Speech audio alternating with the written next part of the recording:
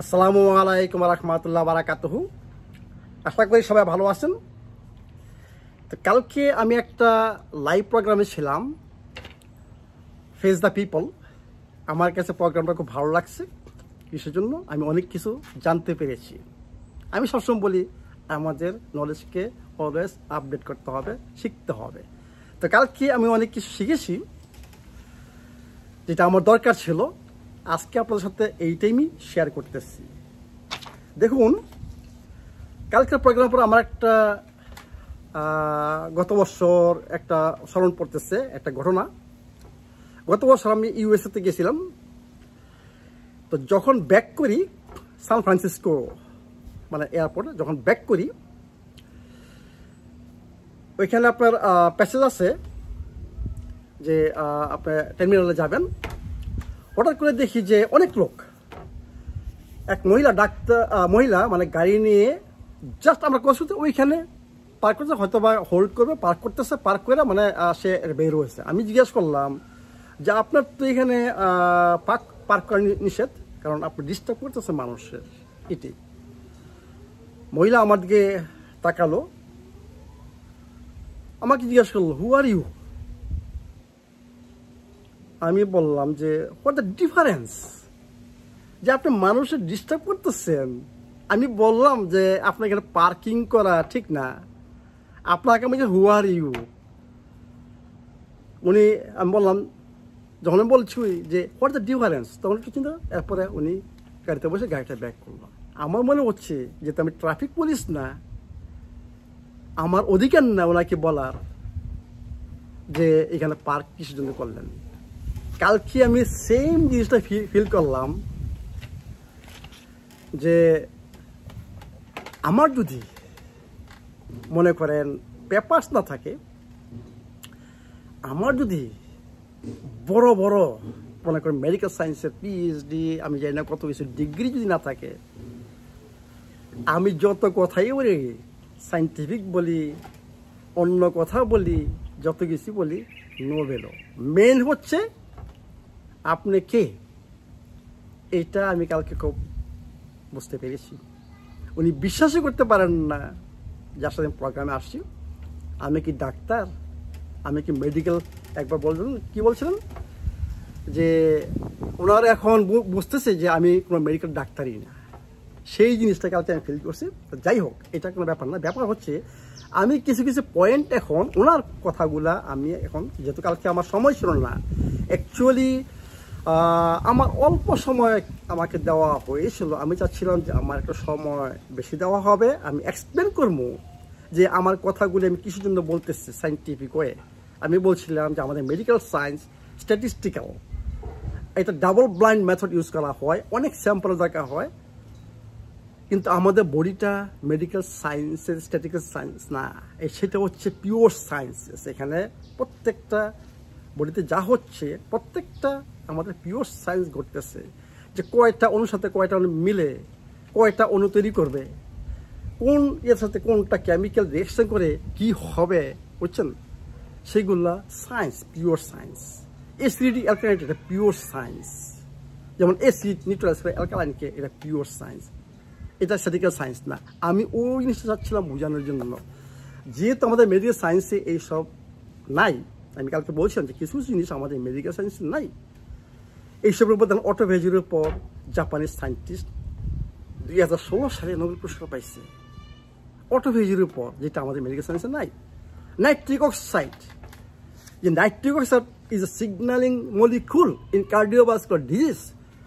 এটা 3জন ডাক্তার আপনার 98-এ নোবেল পুরস্কার পাইছে, ওআরএস আমাদের মেডিকেল সায়েন্সে নাই, এই নিয়ে নাই। অ্যাসিডিটি অ্যালকালাইনিটি আমাদের মেডিকেল সায়েন্স নাই। তাহলে আমরা কীভাবে সঠিকভাবে ট্রিটমেন্ট করবো, কীভাবে বুঝবো যে শরীরের ভিতর কী হচ্ছে? শরীরের ভিতর হচ্ছে বায়োকেমিক্যাল রিয়াকশান, সেগুলা এখন আমি বলবো যে কি অ্যাসিডিটি, কি অ্যালকালাইনিটি। দেখুন, আমরা যে খাবারই খাই, খাবারটা দেখেন এখানে কি কি আছে, 4টা element: oxygen, hydrogen, carbon, nitrogen. কার্বোহাইড্রেটে নাইট্রোজেন নাই, নাইট্রোজেন প্রোটিন, প্রোটিনতে আছে। এর সাথে আর কি কি রয়েছে?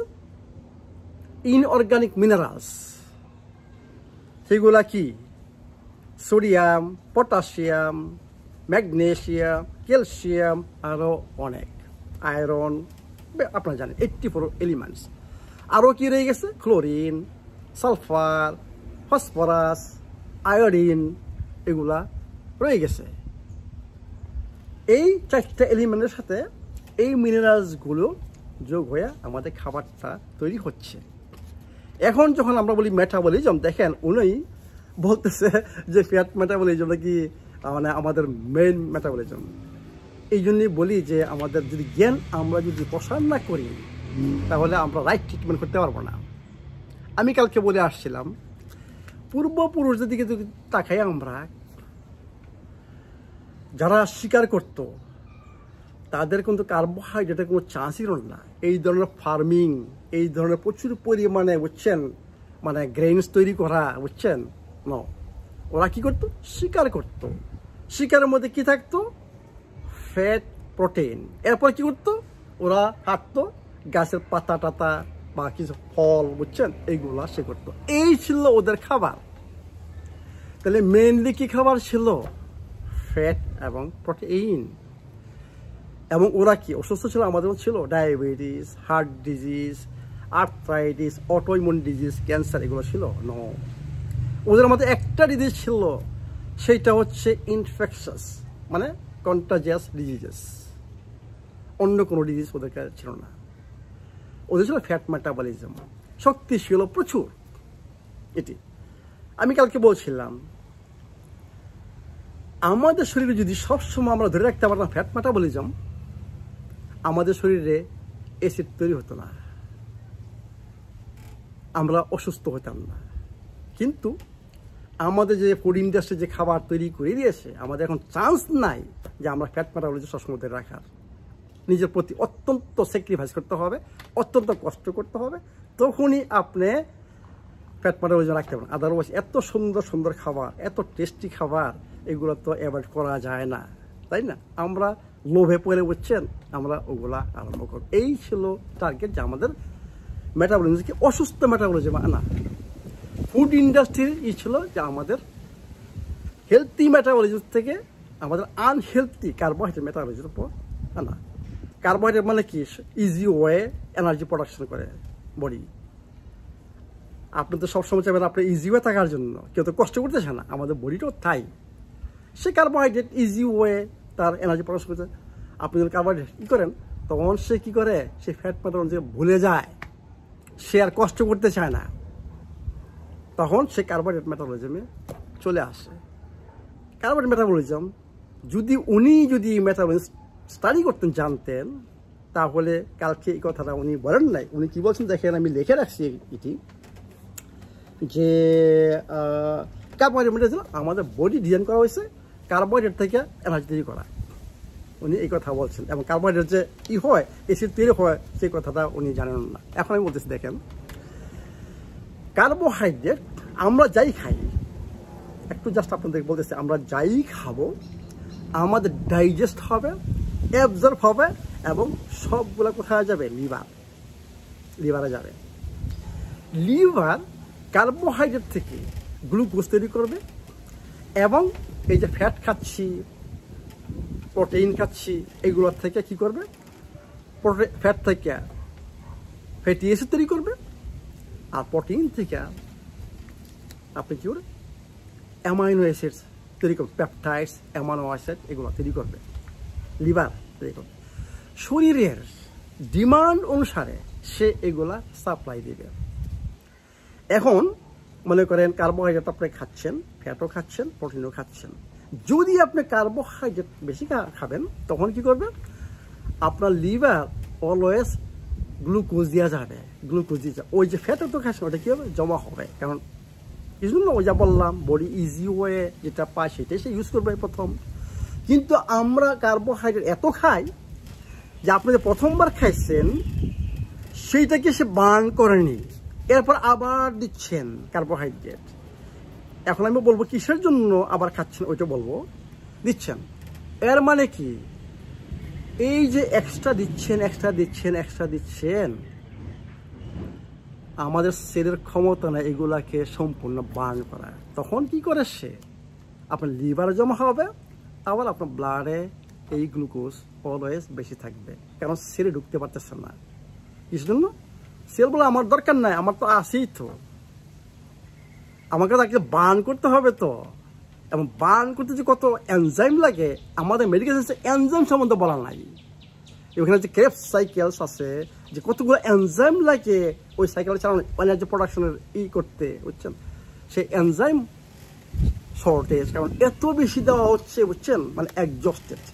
তখন কি সে তার স্লো মেটাবলিজম, তখন সে বার্ন করতে পারে না। তখন দেখেন গ্লুকোজ থেকে যখন শক্তি তৈরি হবে, এর মধ্যে কি হবে, গ্লুকোজ কার্বোহাইড্রেট মেটাবলিজম থেকে, আমি এখন বলতেছি ডাক্তারদের জন্য, ওদের নলেজটা একটু আপগ্রেড করার জন্য, গ্লুকোজ থেকে এনএডি,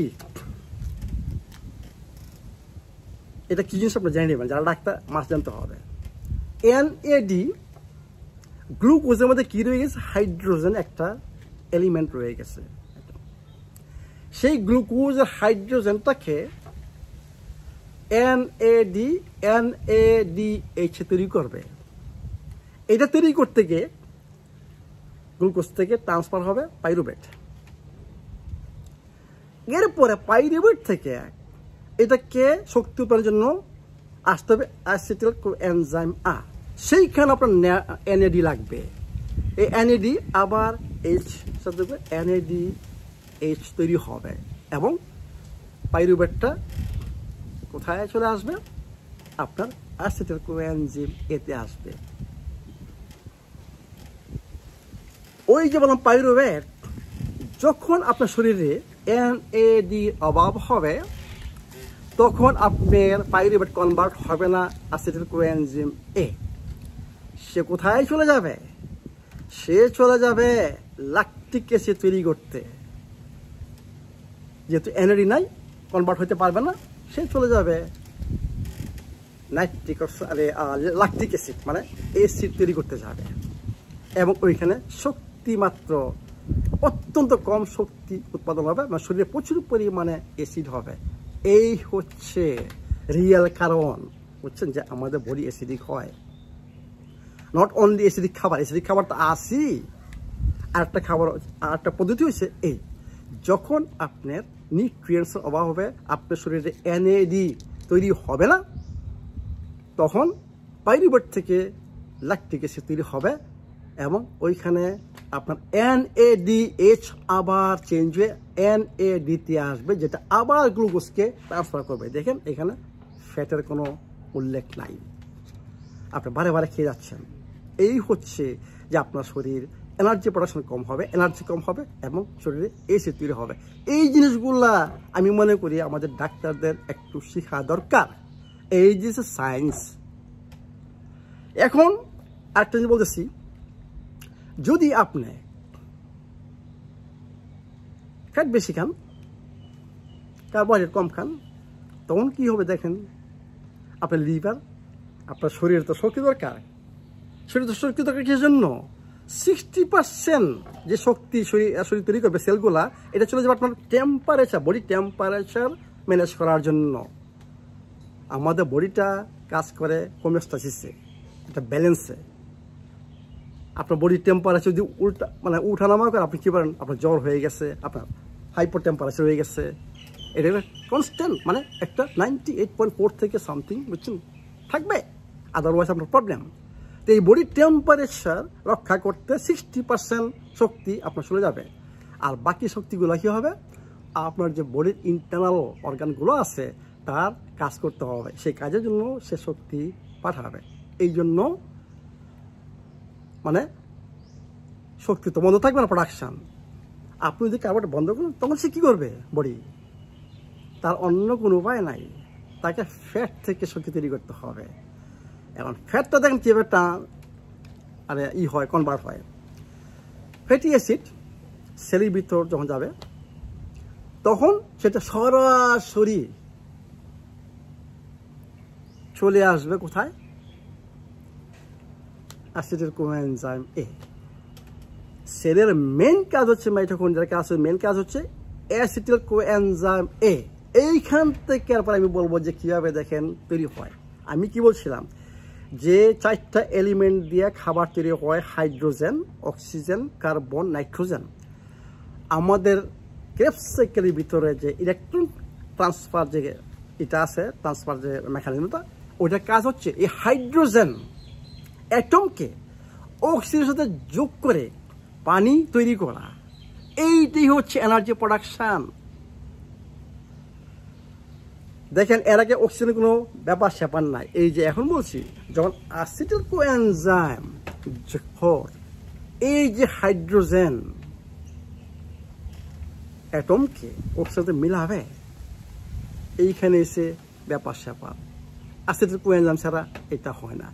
এর মানে কি দেখেন গ্লুকোজ থেকে পাইরুভেট থেকে অ্যাসিড কোএনজাইম, আর ফ্যাট কি করবে সরাসরি অ্যাসিড কোএনজাইমে চলে আসবে।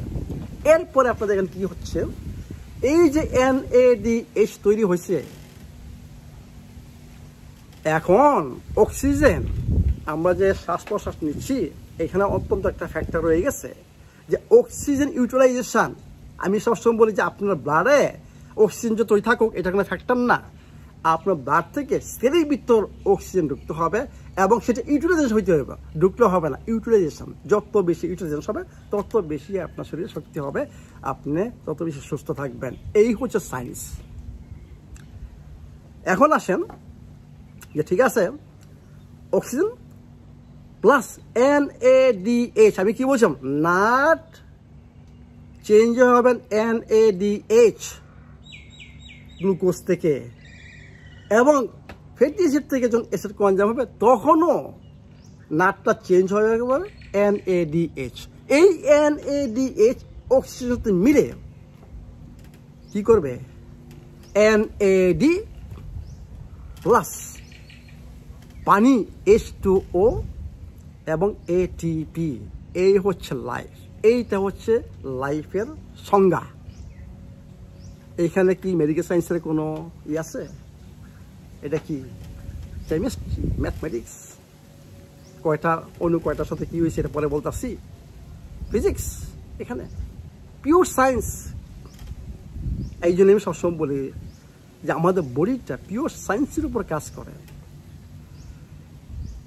তাহলে আমাদের কি হলো, অক্সিজেনটাকে হাইড্রোজেন মিশানো, মিশে পানি তৈরি করা, এইখানে যে সমস্ত কিছু ব্যাপার।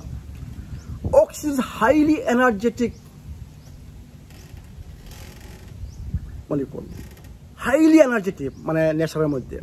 পানিতে কোনো শক্তি নাই, পানি হচ্ছে সবচেয়ে লেস এনার্জেটিক মলিকুল। একটা হাইলি মলিকুল মানে অক্সিজেন পরিবর্তন হয়ে একটা মানে ছাড়া মানে এনার্জি ছাড়া মলিকুল হয়ে গেছে। এই যে ডিফারেন্সটা যে অক্সিজেন মনে করেন এতগুলো এনার্জি ছিল, সে এখন চেঞ্জ হয়ে তার কোনো এনার্জি নাই, এই যে ডিফারেন্সটা এইটা কি বলা হয় ATP। এইটাই আমাদের দরকার, এইটাই আমাদের সেলের ভিতর হচ্ছে। মানে কি অক্সিজেন যত বেশি ইউটিলাইজ হবে আপনার শরীরে তত বেশি শক্তি তৈরি হবে। এইটাই হচ্ছে আমাদের মেইন সেলের কাজ। এই জন্য বলি যে ফ্যাট মেটাবলিজম হচ্ছে আপনার সুস্থ মেটাবলিজম। একটা ফ্যাট মেটাবলিজম, একটা ফ্যাট মলিকুলকে আমরা যখন ট্রান্সফার করি 23টা অক্সিজেনের দরকার। 23টা অক্সিজেন, একটা ফ্যাটি অ্যাসিডকে আমি যে মেটাবলাইজ করছি আমার 23টা অক্সিজেন দরকার, এবং সে আমাকে কি দিবে 23টা অক্সিজেন ইউটিলাইজ করে সে আমাকে দেবে 130টা মলিকুল এনার্জি। আর একটা গ্লুকোজ মলিকুল মেটাবলাইজ করতে আপনার দরকার মাত্র 6টা অক্সিজেন। দেখছেন 23টা অক্সিজেন একটা ফ্যাট মলিকুলের জন্য, আর একটা গ্লুকোজ মলিকুলের জন্য 6টা অক্সিজেন, এবং কি দিবা আমাকে মাত্র 36টা এনার্জি মলিকুল ATP। তাইলে আমাদের কোন মেটাবলিজম সুস্থকর, কোন মেটাবলিজম শক্তি দিচ্ছে বেশি? Fat metabolism. 130টা ATP পাচ্ছি একটা ফ্যাট মলিকুল থেকে, আর একটা কার্বন মলিকুলতে মাত্র পাচ্ছি 36টা মলিকুল, এবং অক্সিজেন মাত্র 6টা ইউজ করতেছি আর 23টা। এই জন্য আমি বলি যত বেশি অক্সিজেন ইউটিলাইজেশন হবে তত বেশি শক্তি তৈরি হবে শরীরে, আমার তত বেশি সুস্থ হবে। এই জন্য আমি বলছি যে ফ্যাট মেটাবলিজম হচ্ছে হেলথি মেটাবলিজম। বাচ্চাদের ইয়াং ছেলে মেয়েদের মেটাবলিজম হচ্ছে ফ্যাট, এই জন্য ওদের শক্তি বেশি। আমার 50 বছরের পরে যে মেটাবলিজম এবং আমার যদি আজকে 25 বছর থাকতো, ডিফারেন্স হচ্ছে কি, ওই সময় আমার ফ্যাট মেটাবলিজম ছিল নাম্বার 1। এখন আমি অত্যন্ত কষ্ট করতেছি যাতে আমি ফ্যাট মেটাবলিজম লাগে, এই জন্য আমার এখন শক্তি আছে। কিন্তু আমি এটা না করতাম তাইলে আমার এটা চেঞ্জ হয়ে কার্বোহাইড্রেট মেটাবলিজম হতো, আমার শরীরে প্রচুর পরিমাণ অ্যাসিড হতো এবং শরীরের শক্তি কম হতো। এই জন্য উনি এগুলা শিখনি না, আমাদের মেডিকেল সায়েন্সে না, ওনাকে দোষ দিয়ে লাভ হবে না। এইটা হচ্ছে আমি মেডিকেল সায়েন্সকে বলি যে মেডিকেল সায়েন্স নিয়ে কাজ করেন না, মেডিকেল সায়েন্স কাজ করতেছে ওদের জন্য। ফার্মাসিউটিক্যাল ইন্ডাস্ট্রি, ফুড ইন্ডাস্ট্রি, আমাদের মেডিকেল ইন্ডাস্ট্রি। এই জন্যই বলি যে আমরা যেই পর্যন্ত পিওর সায়েন্সে না আসবো, যেই পর্যন্ত আমরা এই জিনিসগুলো না বুঝবো, এই পর্যন্ত আমরা রুগীদেরকে ট্রিটমেন্ট করতে পারবো না। এইখানেই আমাদের সমস্ত প্রবলেম, যে আমরা বুঝি না যে অ্যাসিডিটি কী জিনিস, অ্যালকালাইনিটি কী জিনিস এবং কোন মেটাবলিজম সুস্থ মেটাবলিজম, ওইটা বুঝি না। মনে রাখবেন, সমস্ত রোগের কারণ হচ্ছে ডেফিসিয়েন্সি অফ এনার্জি। আপনার শরীরে যদি সাফিসিয়েন্ট এনার্জি থাকে, আপনি ইম্পসিবল রোগী হওয়া, কারণ আপনার প্রত্যেকটা অর্গানের জন্য যে এনার্জি দরকার সে সেটা পাচ্ছে, সে সেটা পালে সে ভালো মতো কাজ করতে পারবে। আর যখন তার শক্তি থাকবে না, তার কাজটা স্লো হয়ে যাবে, তখন থেকে আমাদের প্রবলেম হবে। এইটা তো কমন সেন্সের ব্যাপার, তাই না? এটার জন্য তো অনেক কিছু জানা দরকার নাই। আমি এই জিনিসটাই সবাইকে বারে বারে বোঝাচ্ছি যে আমরা সায়েন্স নিয়ে কাজ করতে হবে, পিওর সায়েন্স নিয়ে কাজ করতে হবে। আমাদের বুঝতে হবে শরীরটা কীভাবে কাজ করে, প্রত্যেকটা সেল কীভাবে কাজ করে, তার কী দরকার তার এনার্জি প্রোডাকশনের জন্য। একমাত্র এনার্জি প্রোডাকশন, সাফিসিয়েন্ট এনার্জি যদি থাকে, that is the real medicine for ageing. আপনি বৃদ্ধ হবেন না। আমরা সবসময় বলে যে বৃদ্ধ হয়ে যায়, বৃদ্ধ মানে কি শক্তির অভাব।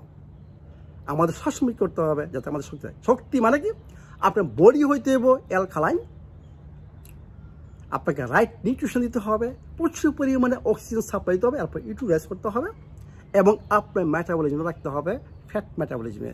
যদি এইগুলা করতে পারেন, কারো কাছে যেতে হবে না, আপনি সুস্থ থাকবেন এবং আপনি কোয়ালিটি অফ লাইফ ব্যাক করতে পারবেন। কিন্তু কালকে একটা বলছিলাম যে আমাদের ড্যামেজ এমন করে ফেলি, সেটাকে রিভার্স করা একটা লিমিট আছে।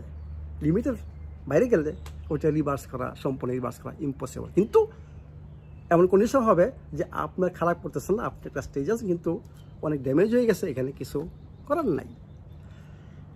এইখান থেকে আরেকটা কথা আমি মনে করি ওনার আজকে বুঝতে হবে, এটার পরে ভিডিওটা যদি উনি দেখেন বা আমাদের ডাক্তার যদি দেখেন, আমি কিন্তু আপনাদের দৌড় দিচ্ছি না। আমি বলছি যে আমাদের মেডিকেল সায়েন্সের প্রবলেম, যে আমাদের মেডিকেল সায়েন্সে এই জিনিসগুলো অ্যাড করে না এখনও, যে অ্যাসিডিটি, অ্যালকালাইনিটি, কোনটা হেলথি মেটাবলিজম, ফ্যাট মেটাবলিজম, কীভাবে এনার্জি তৈরি হচ্ছে, এই জিনিসগুলো যদি শেখাইতো আমাদেরকে, আমরা হয়তো বা অন্যভাবে চিন্তা করতে পারতাম, আমরা হয়তো বা বেটার সার্ভিস আমি দিতে পারতাম।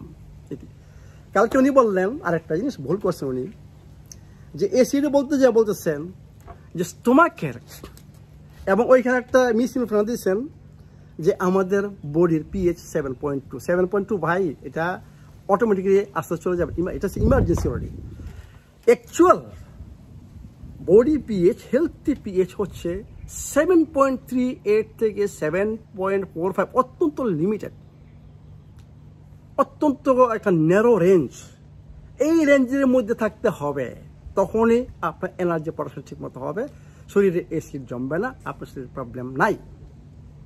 কিন্তু দেখা গেছে একটা টেস্ট আছে, বায়ো এনার্জি টেস্ট, ওগুলো আমাদের মেডিকেল সায়েন্সে লেখে না, জানে না। ওইটাতে পরীক্ষা করা যায় যে 7.35 এর নিচে যে চলে আসে, আমি বলছি 7.35 এর নিচে যদি পিএইচ চলে আসে, তখনও আমাদের ডেফিসিয়েন্সি অফ এনার্জি হয়ে যায়, মানে অ্যাসিড জমতে থাকে। যেখানে অ্যাসিড জমবে সেইখানে ডেফিসিয়েন্সি অফ এনার্জি। তো উনি যে বললেন যে 7.2, দিস অলরেডি ইমার্জেন্সি কেস, এগুলা আপনাদের জানতে হবে, এটি কেমিস্ট্রি জানতে হবে। নেক্সট বলতেছেন যে আমাদের বডির উনি একটা উদাহরণ দেখাচ্ছেন যে বাফার সিস্টেম উনি ঠিক মতো আমি মনে করি জানেন না। আমাদের বডিতে দুইটা বাফারিং সিস্টেম আছে, একটা হচ্ছে অ্যান্টি অক্সিডেন্ট বাফারিং সিস্টেম, আর হচ্ছে anti acid buffering system. Anti acid buffering system কি, আমাদের বডিতে দুইটা জিনিস থাকে, একটা কার্বনিক অ্যাসিড, একটা সোডিয়াম বাইকার্বনেট। সোডিয়াম বাইকার্বনেট কি অ্যালকালাইন, কার্বনিক অ্যাসিড এটা হচ্ছে অ্যাসিড। এই দুইটার মধ্যে ব্যালেন্স থাকতে হবে, বুঝছেন? তখনই আপনার ওই পিএইচটা মেনটেন হবে। এই দুটো ব্যালেন্স যখন হারাই ফেলেন তখনই হয় উপরে যেতে পারে বা নিচে আসতে পারে। কোন বছর জানি মনে নাই, মেডিকেল ডক্টর সে বলছে যে কোন এই যে কতটুকু বাইকার্বনেট থাকে, সোডিয়াম বাইকার্বনেট অত্যন্ত ইম্পর্টেন্ট জিনিস। উনি বলছে যে 45 ইয়ার্স পর্যন্ত আমাদের শরীরে সোডিয়াম বাইকার্বনেট বুঝছেন ওকে থাকে। মানে আমাদের বডি পিএইচটা অ্যাকচুয়ালি আমরা যদি অত্যন্ত মানে লাইফস্টাইল বা ফুড এভিডি অত খারাপ না হয়, তাহলে আমাদের বডির যে বাইকার্বনেটের যে পরিমাণটা সেটা 45 পর্যন্ত নর্মাল থাকবে। উনি বলছে যে 45-এর পরে এইটা automatically naturally already go down. সত্যি কথা, 100% একমত ওনার সাথে। কি জন্য? এই যে ডিজেনারেটিভ ডিজিজগুলা, ডায়াবেটিস বলেন, যে কোনো 60 মোর দেন 60 অ্যাকচুয়ালি তৈরি হয় কিন্তু ওই সময় থেকে, এর আগে না। আমি কি বলছি যে আপনাদের লাইফটা যদি ঠিক থাকে, আপনার ফুড যদি ঠিক থাকে, অ্যাকচুয়ালি 45 আগে আপনি রোগী আর কথা না। 45-এর উপর হ্যাঁ, মানে এটা ন্যাচারালি, ও বলছে ও naturally go down bicarbonate, sodium bicarbonate. তখন থেকে আমাদের বডি অ্যাসিডিক হওয়া আরম্ভ হবে এবং আমরা ল্যাক অফ এনার্জি মানে হারাবে এবং আমরা রোগ হতে পারে। কিন্তু এখন দেখেন রোগ কিন্তু আমি মনে করি বাচ্চাদের এখনও রোগ হয়। ইয়াংটা তো আমি কি বলবো না, আমি এখন জানি কি সিচুয়েশন, এবং 40-র পরে 50-র পরে আপনারা নিজেরা বুঝতেছেন। মানে কি আমাদের বডি অনেক আগের থেকে বাফারিং সিস্টেম অলরেডি নাই, সোডিয়াম বাইকার্বনেটের পরিমাণ অলরেডি কমে গেছে। এত অ্যাসিডিক লোড, এত অ্যাসিডিক খাবার আমরা খাচ্ছি যে আমাদের বডি এটা নিউট্রালাইজ করতে পারে না, যার জন্য আমাদের অনেক আগের থেকে স্বাস্থ্য প্রবলেম আরম্ভ হয়। এরপরে উনি কি বললেন, বাফারিং সিস্টেম একটা এক্সপ্লেন করলেন যে আমাদের স্টোমাকের অ্যাসিডিটি 1 থেকে 3-এর মধ্যে। ভাই এইখানে বলি যে আমাদের এই জন্য বারে বারে কালকে প্রোগ্রাম বলছে আমাদের জ্ঞানকে একটু করতে হবে, প্রসার করতে হবে। আপনি চিন্তা করছেন আপনার স্টোমাকে যদি একটা রিজার্ভার হয় এবং এই অ্যাসিড যদি আপনি স্টোমাক তো জ্বলে যাবো ভাই। আপনারা জানেন না যে হাইড্রোক্লোরিক অ্যাসিড যে স্টোমাক সিক্রেশন থাকে এটার অ্যাসিডিটি কত, এটা 1 থেকে 1.5। এই হাইড্রোক্লোরিক অ্যাসিড আপনার যদি আলসার না থাকে, এই হাইড্রোক্লোরিক অ্যাসিড বের হয় না। হাইড্রোক্লোরিক তখনই আসে যখন আপনি খাবার কথা মনে করেন বা খাবারটা দেখতেছেন আপনার অলরেডি হয়ে গেছে, ডাইজেস্টিভ এনজাইম সিক্রেশন আরম্ভ হয়ে গেছে এবং খাবার যখন নেন, ওই তখনই আমাদের স্টোমাক তৈরি করে হাইড্রোক্লোরিক অ্যাসিড। স্টোমাকটা হাইড্রোক্লোরিক অ্যাসিডের জন্য রিজার্ভার না, স্টোমাকের অ্যাসিডিটি হচ্ছে 4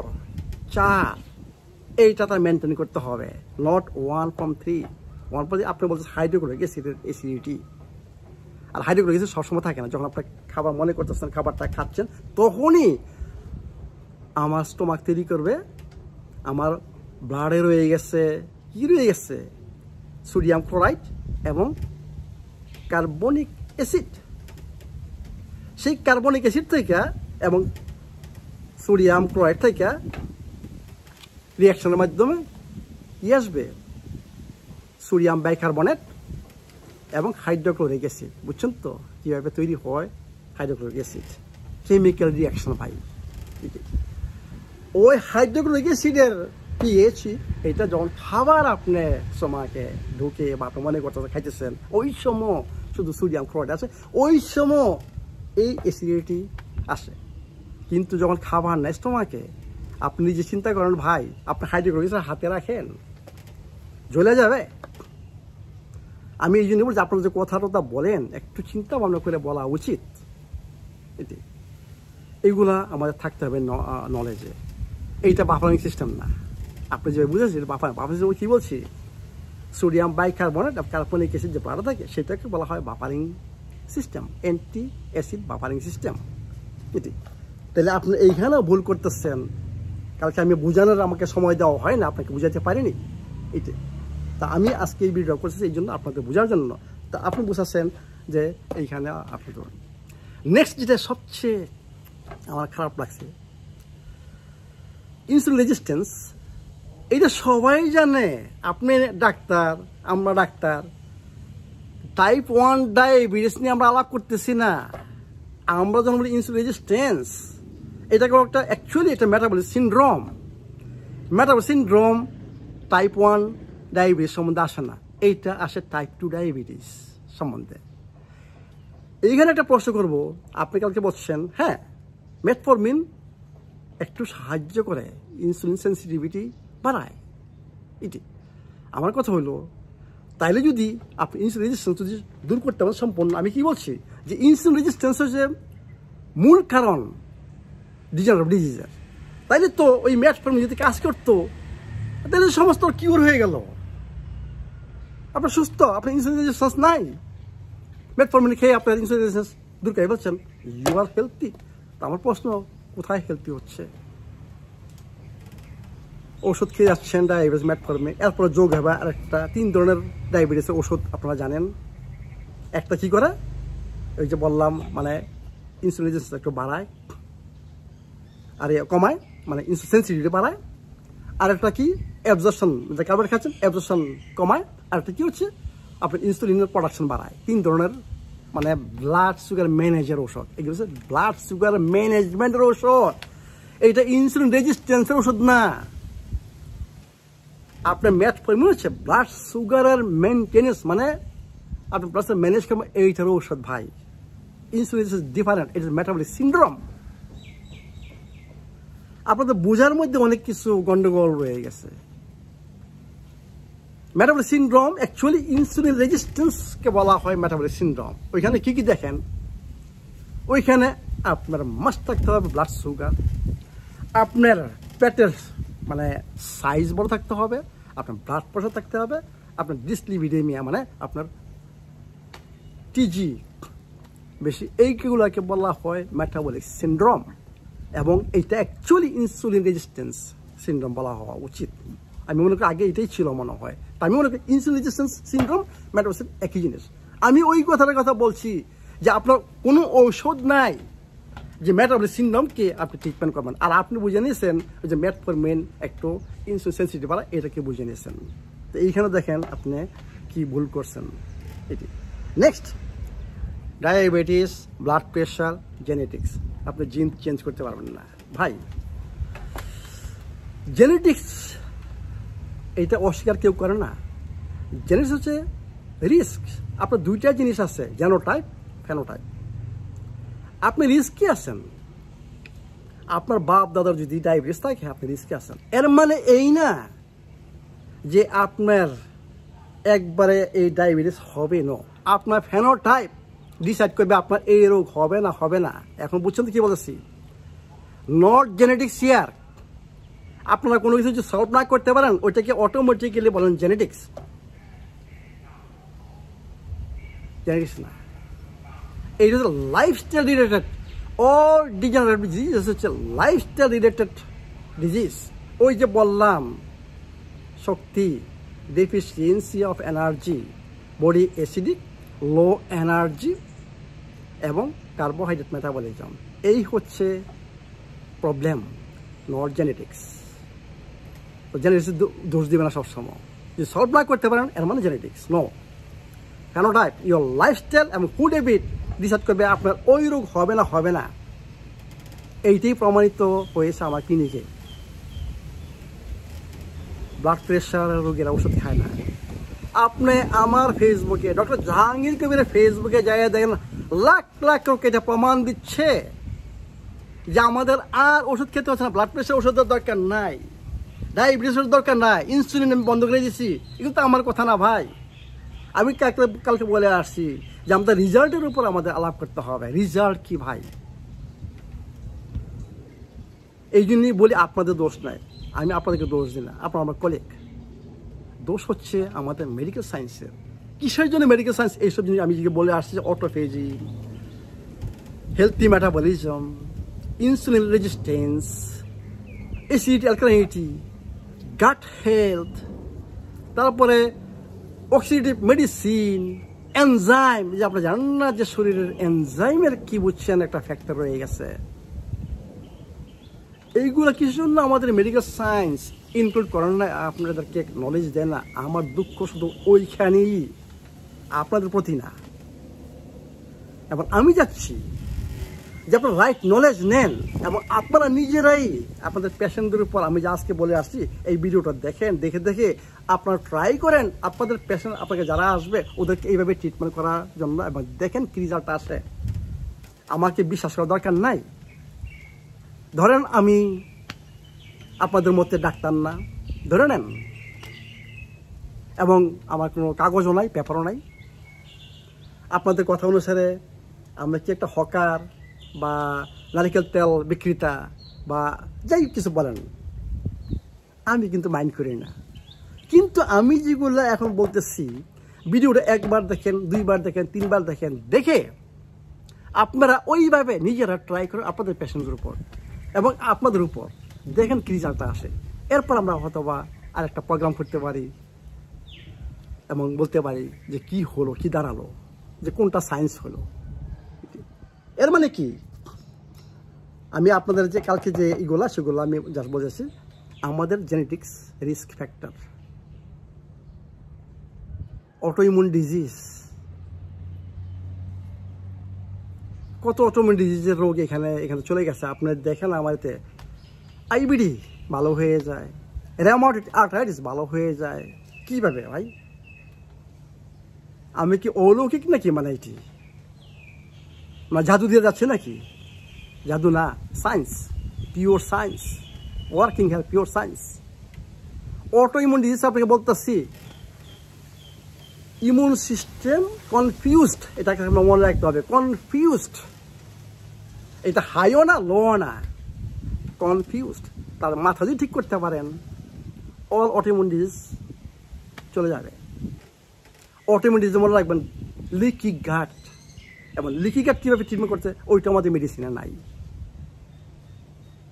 এই জন্য বলি যে আমরা যদি আমাদের নলেজগুলোকে একটু মানে সাইন্টিফিক করতে পারি, একটু আপগ্রেড করতে পারি, আমাদের পেশেন্টদের ট্রিটমেন্ট করতে অনেক ইজি হবে। আমি তো বলি নাই ভাই যে ওষুধ দরকার নেই, বলছি ওষুধ দরকার আছে। কিন্তু আমি যেটা যাচ্ছি যে মানুষ কম ওষুধ ইউজ করো, ওই পর্যায়ে মানুষের যাওয়া উচিত না যে ওষুধ মাস নিতে হবে। আবার কি বললাম দেখেন, জাহাঙ্গীর কবির 100% কি বলছে, 100% সব জায়গায় উনিতে ক্যাটো ডায়েট একটা ঔষধ ইনসুলিন রেজিস্ট্যান্সের জন্য।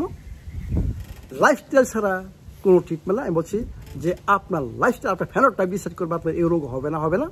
একমাত্র সঠিক লাইফস্টাইল এবং সঠিক food, healthy lifestyle, healthy food, এইটা যদি আপনি করে দেন, আপনার শরীরের ড্যামেজ যদি বেশি না করে থাকেন, এইটি হচ্ছে ঔষধ।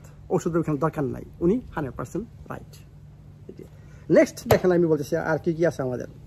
আমি আজকে ওই করোনা ভাইরাস সম্বন্ধে আলাপ করবো না, এটা আমি আলাপ করতে চাই না। এর মধ্যে আমি আপনাদেরকে দুইটা সায়েন্টিস্টদের দিয়ে দিয়েছি, আপনারা ওদেরকে ঘাটাঘাটি করেন, ওদের ভিডিওগুলো দেখেন, ওদের সম্বন্ধে একটু খবর নেন, ওরা কী বলতেছে। আমি মনে করি that's enough, this my answer to you. আমি ডাইরেক্ট কিছু বলবো না এই সম্বন্ধে। নেক্সট দেখেন আর কি বলতেছি যে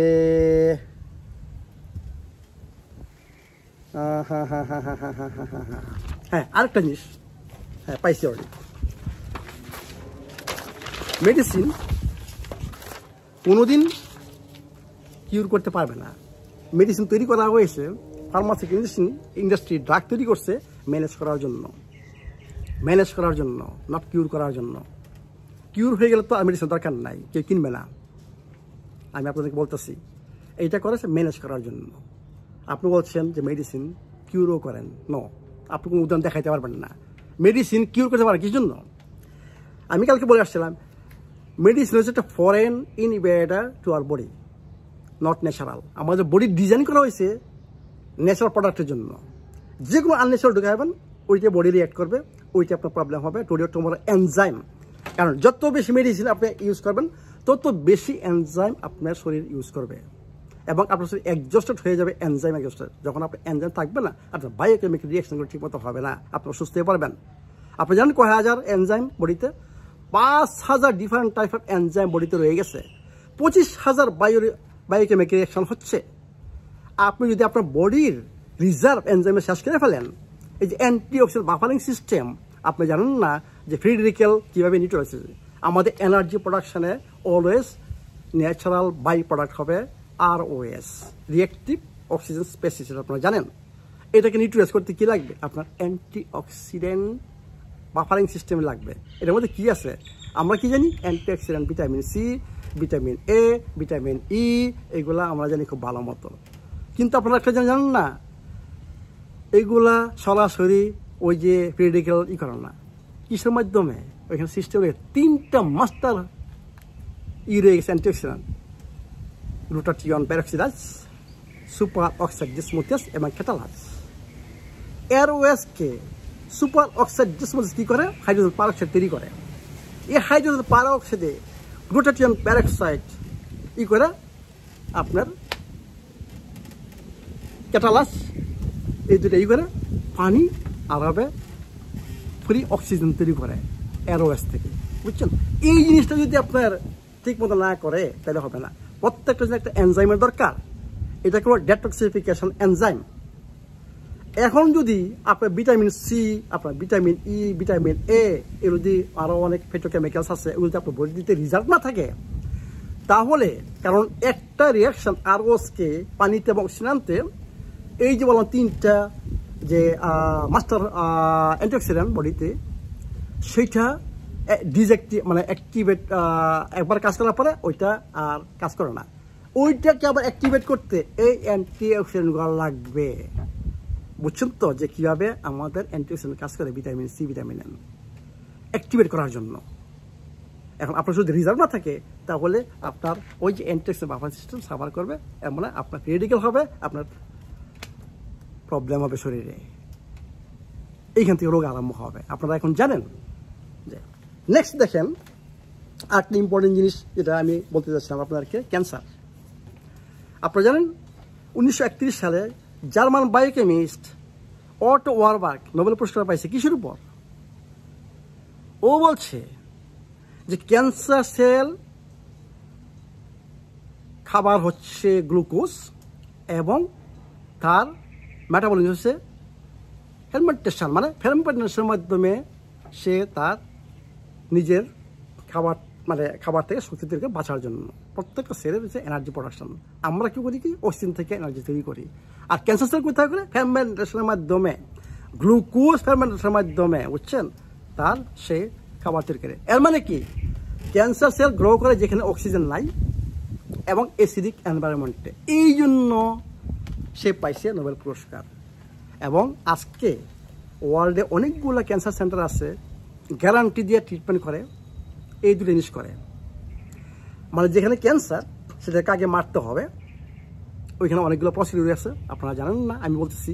ইনসুলিন পটেনশিয়েশন থেরাপি একটা অত্যন্ত এফেক্টিভ থেরাপি। আরেকটা কি আছে? সার্জিক্যালের মাধ্যমে রিমুভ করেন, বা রেডিওথেরাপি, মানে আমাদের মেডিকেল কিমোথেরাপি করেন। কিন্তু ওই যে কিমোথেরাপি, এইখানে একটা বিরাট ডিফারেন্স। আমাদের যে ট্রেডিশনাল কিমোথেরাপি এবং আমি যেটা বলছি ইনসুলিন পটেনশিয়েশন থেরাপি, বিরাট ডিফারেন্স। আপনি মাত্র 10% কিমো ইউজ করতেছেন এবং আপনার এফেক্ট হবে 300 গুণ বেশি। আর এর মানে কি? আপনার ওই যে সাইড এফেক্টগুলো কিমোথেরাপির থেকে ওইটা হবে না। আপনি ওষুধের পরিমাণ অনেক কমাচ্ছেন 10%। এইটা তো ফার্মাসিউটিক্যাল ইনসুলিন প্রফিটেবল না, এই জন্য ওরা রিকমেন্ড করে না ইনসুলিন পটেনশিয়েশন থেরাপি। আর ওই যে বলে ক্যান্সার সেন্টারগুলা যেগুলা গ্যারান্টি সঙ্গে ক্যান্সার ট্রিটমেন্ট করে, ওরা এইটা মাস্ট ইউজ করে, ইনসুলিন পটেনশিয়েশন থেরাপি ইউজ করে। এরপরে কি ইউজ করে? ওই যে ওরা কি করে, আপনার অ্যাসিডিক এনভায়রনমেন্ট দূর করে, প্রচুর পরিমাণে অক্সিজেন সাপ্লাই দেয়, প্রচুর পরিমাণে অক্সিজেন সাপ্লাই এবং অ্যালকালাইন এনভায়রনমেন্ট তৈরি করে।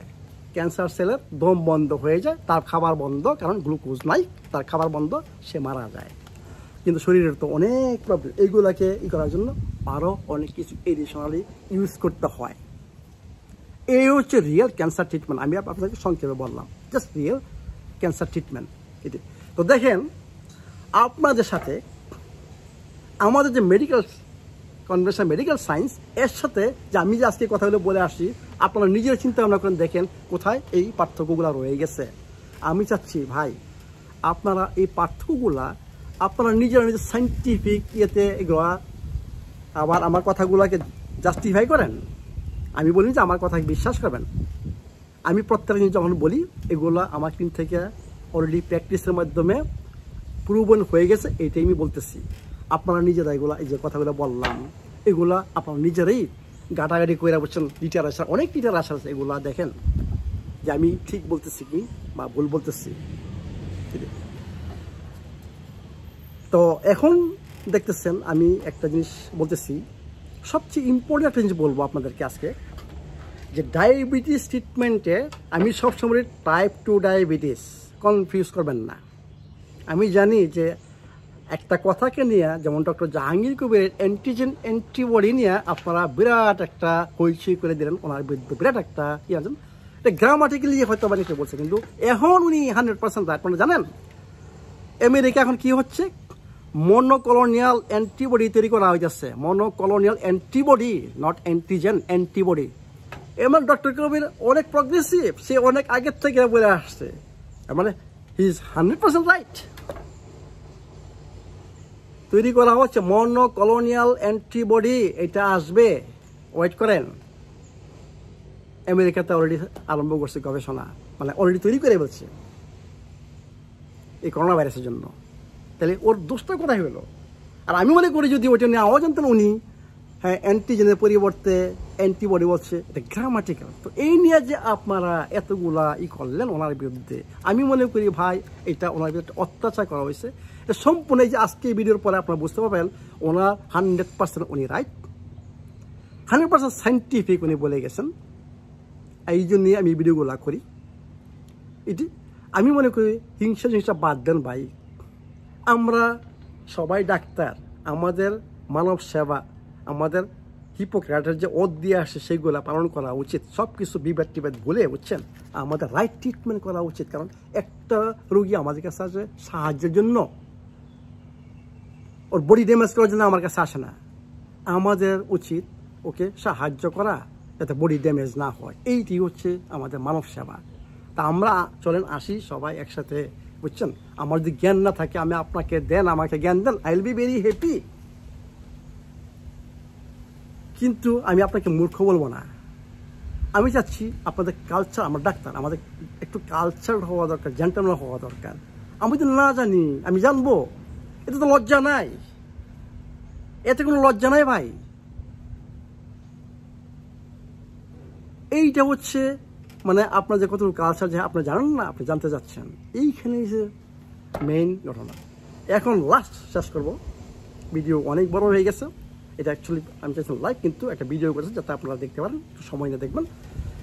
ডায়াবেটিসের যে আমি যেভাবে ট্রিটমেন্ট করি আমার ক্লিনিকে, এবং আপনারা যেভাবে ট্রিটমেন্ট করেন, এই ডিফারেন্সগুলো দেখেন। আমি যখন ডায়াবেটিসের পেশেন্ট আসে, আমি দেখি যে তার হাইপো ইনসুলিন নাকি হাইপার ইনসুলিন, দুটার ডিফারেন্টই হবে। যখন হাইপার ইনসুলিনিমিয়া হয়, টাইপ 2 ডায়াবেটিসের দুই টাইপ 2 ডায়াবেটিসের দুই ধরনের, দুইটা ফর্ম। একটা হচ্ছে হাইপার ইনসুলিন ফর্ম, আর হচ্ছে হাইপো ইনসুলিন। এইখান থেকে আপনাদের আরম্ভ করতে হবে, ওর দেখতে হবে, এবং এটা আপনারা ইজিলি করতে পারেন। সি পেপটাইড টেস্ট করেন, সি পেপটাইড টেস্ট করে আপনি ইজি জানতে পারতেছেন ওর কী সিচুয়েশন। নেক্সট ডিফারেন্স দেখেন, রং ডায়েট। আবার বলতেছে রং ডায়েট। আমি নিজে দেখে আসছি, আমার মাকে ডায়াবেটিস পেশেন্টের অ্যাপোলোতে কি ডায়েট ওকে দেওয়া হয়েছে, রং ডায়েট দেন। আমি বলতেছি ডায়াবেটিসের ট্রিটমেন্ট যদি আপনারা করতে চান, ওকে 100% আনতে হবে ফ্যাট মেটাবলিজমে। আমি অলরেডি বলে আসছি নো আদার ওয়ে, ফ্যাট মেটাবলিজমে ওনাকে আনতে হবে। রং এক্সারসাইজ, আপনারা শুধু বলেন এক্সারসাইজ করো, হাঁটো, নো, এফেক্টিভ অপটিমাল এক্সারসাইজ, এটাকে বলা হয় অপটিমাল এক্সারসাইজ। আপনারা আমার ফেসবুকে বাইরে যে দেখতে পারেন যে 7টা গোপন সূত্রের মধ্যে আছে, ওইখানে কি লেখা আছে, অপটিমাল এক্সারসাইজ। প্রত্যেকের শরীরের কন্ডিশন অনুসারে তাকে অপটিমাল এক্সারসাইজ করতে হবে, মানে কার্যকরী। শুধু সময় হারালে হবে না, আবার স্ট্রেস দিলে হবে না। কেউ কে এক্সারসাইজ করে স্ট্রেস দেয়, আবার কেউ কে শুধু সময় হারায়। নো, আমি বলছি অপটিমাল এক্সারসাইজ, এইখানে আপনারা ভুল করেন। নেক্সট, আপনারা লিভারের উপর খুব কম দেন। লিভার হচ্ছে, আমরা শুধু কি পানক্রিয়াস, ইনসুলিন, অন্য কোনো কিছু চিন্তা করি না, কিন্তু লিভার হচ্ছে রেগুলেটিং পাওয়ার, মানে ব্লাড সুগারের রেগুলেটর হচ্ছে লিভার। আর ইনসুলিনের কাজ হচ্ছে সুগারটাকে জাস্ট স্লিপ ঢুকানো। আর আমরা শুধু এইটা নিয়ে কিন্তু আমরা আসল জিনিসটা ভুলে যাই যে লিভারকে যদি আমরা ঠিক না করতে পারি, লিভারের ফাংশন যদি ঠিক মতো না হয়, তাহলে আপনার ব্রিটল ডায়াবেটিস হবে। এটা আবার কি জিনিস, অনেক হাই থেকে হঠাৎ করে হাইপোগ্লাইসেমিয়া হয়ে গেছে, এইটাকে বলা হয় ব্রিটল ডায়াবেটিস। মানে আপনার লিভারের প্রবলেম, এখানে আপনার লিভারের রেগুলেটিং ক্ষমতা কমে গেছে। এই যে একটা ডিফারেন্স, এইটাও আপনারা মিস করেন, যে আপনারা লিভারের উপর গুরুত্ব দেন না। আমরা এখানে লিভারের উপর সবচেয়ে বেশি গুরুত্ব দিই।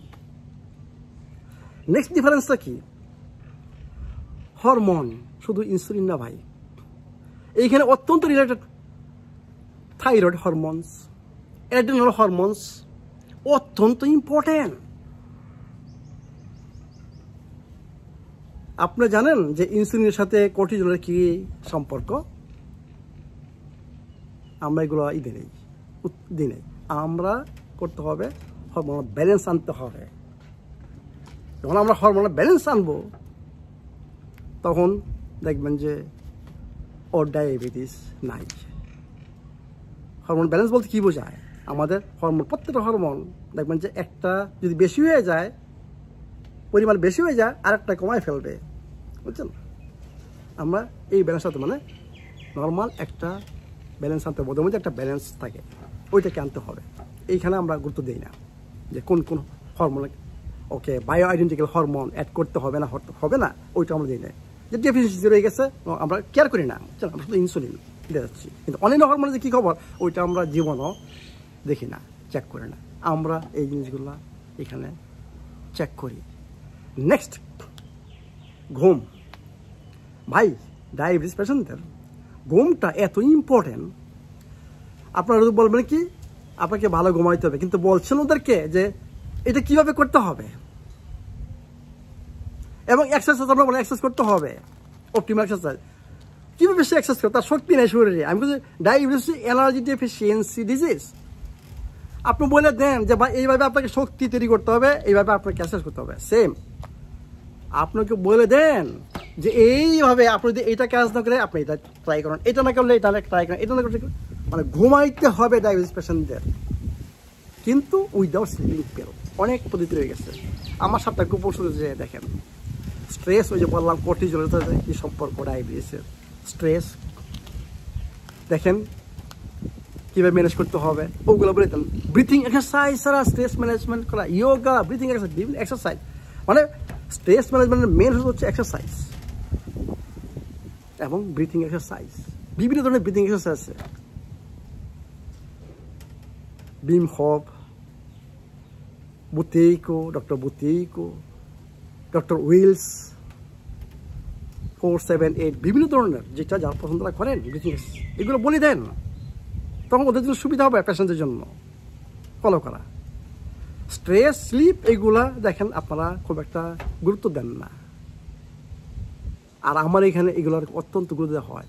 এবং লাস্ট হচ্ছে যেটা সবচেয়ে ইম্পর্টেন্ট, অক্সিডেটিভ মেডিসিন। এইটা হচ্ছে ট্রিটমেন্ট। আমি বলি যে ডায়াবেটিস কিউর কীভাবে হয়, এই জন্য অক্সিডেটিভ মেডিসিন, এনার্জি প্রোডাকশান, শরীরে প্রচুর পরিমাণে অক্সিজেন সাপ্লাই দেওয়া হয়, এবং শুধু সাপ্লাই না, এটা যাতে ম্যাক্সিমাম ইউটিলাইজেশন হয়, সেইটার ব্যবস্থা করা হয় এখানে।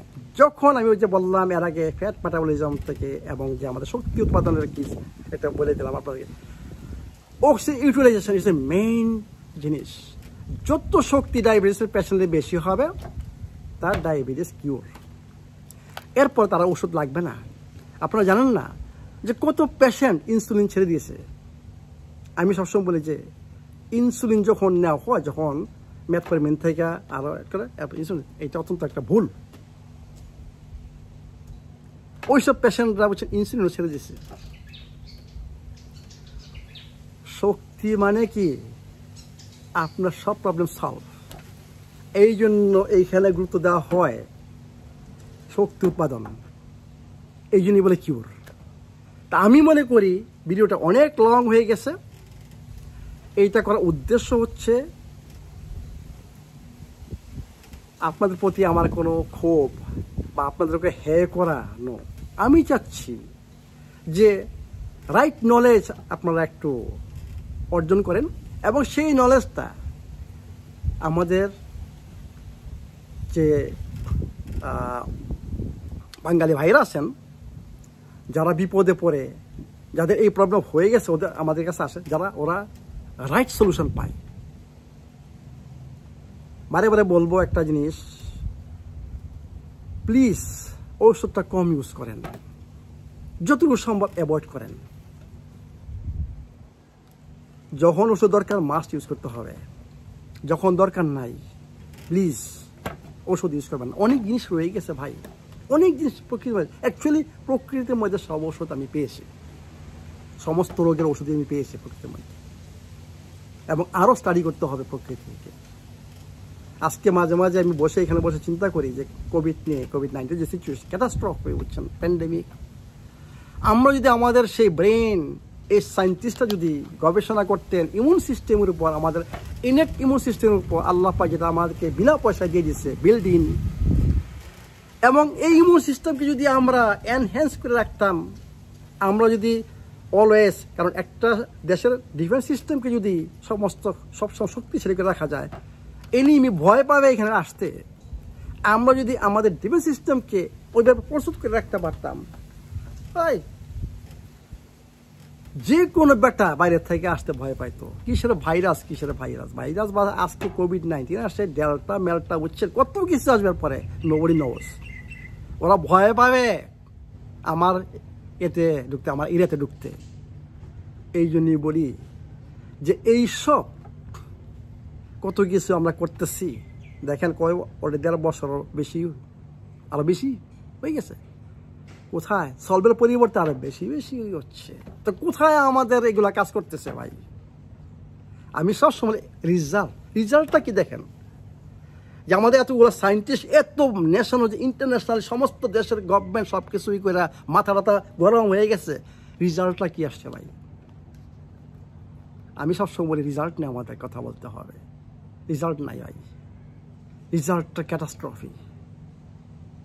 ইয়াং বয়সে এখন যেটা আগে ছিল না, এখন ইয়াং বয়সের ছেলেপেলেরা বুঝছেন, ইয়াং বয়সে বুঝছেন পপুলেশন এখন আক্রান্ত হচ্ছে এবং মৃত্যুবরণ করতেছে। এটা কি রিজাল্ট ভালো আসছে? নো। তো যাই হোক, করোনা ভাইরাস সম্বন্ধে আমি আলাপ করবো না। ওই যে 2টা সায়েন্টিস্ট দিয়েছে, এক নোবেল পুরস্কার পাইছে, আরেকটা যে জার্মান ইটি, ওর ব্যাকগ্রাউন্ড বিরাট। ও জার্মান ভ্যাকসিনেশনের বুঝছেন যে সে ভ্যাকসিন করে, কন্ট্রোল করে, তৈরি করে। তার দেখেন জেল্ট ভুলে গেছি নামটা, ওই ভিডিওগুলো দেখেন, আমি কালকে দিছি। দেখেন ওরা কি বলতেছে, ওদের কথা শোনেন, জাস্টিফাই করেন। আমরা মানে ব্লাইন্ডলি কাকে শুনবো না, জাস্টিফাই করেন এবং আপনার নিজের ডিসিশন নেন। তা আমি আজকে এই ভিডিওটা শেষ করলাম। আমি চাচ্ছিলাম কালকে এই জিনিসগুলা বলে বুঝছেন আপনাদেরকে একটু বোঝাও যে আমি হকার, আমি ডাক্তার না, আমি কে। আমি সত্যি কথা বলছি, আমি গর্বিত। আমি বলি আলহামদুলিল্লাহ যে আপনারা যে মেডিকেল সায়েন্সে প্র্যাকটিস করতেছেন, আমি এখন এটা করি না। Believe me, I am very very happy, I am very proud that আমি এই মেডিকেল প্র্যাকটিস আমি এখন করি না। আমি আল্লাহ পাক আমাকে নলেজ দিয়েছে, সেই নলেজ ইউজ করে আমি একটা ট্রিটমেন্ট পদ্ধতি আবিষ্কার করেছি, মেথড। আমি সেইটা প্র্যাকটিস করি এবং সেইটাই যাচ্ছি আপনাদের শেয়ার করার জন্য, সেইটাই যাচ্ছি বাংলাদেশি পিপলকে দেওয়ার জন্য। কারো আমার নিকট কনসালটেশনে আসতে হবে না, কারো আমার ক্লিনিকে আসতে হবে না। যে নাকি আমার 7টা গোপন সূত্র পালন করবেন, বুঝতে পারবেন এবং পালন করবেন, এবং আমি যেসব প্রোডাক্ট রিকমেন্ড করি এইগুলো যদি আপনাদের হাতের কাছে থাকে, কারণ এই 7টা গোপন সূত্র পালন করতে যায় আপনাদের এইগুলো দরকার হবে। এবং বাংলাদেশে যদি অর্গানিক ফার্মিং হয়, কিছু কিছু জিনিস যেমন মনে করেন ডিমটা, মুরগির মাংসটা, বিফটা এবং নাটস, সিডস, শাকসবজি, ফল, এইগুলো যদি আপনারা ন্যাচারালি করতে পারেন, ইনশাল্লাহ আপনারা সুস্থ থাকবেন। তো আজকের ভিডিওটা আমি এখানে শেষ করছি। ভালো থাকেন, সুস্থ থাকেন, দোয়া করবেন আমার জন্য, আমি আপনাদের জন্য দোয়া করব। Thank you very much.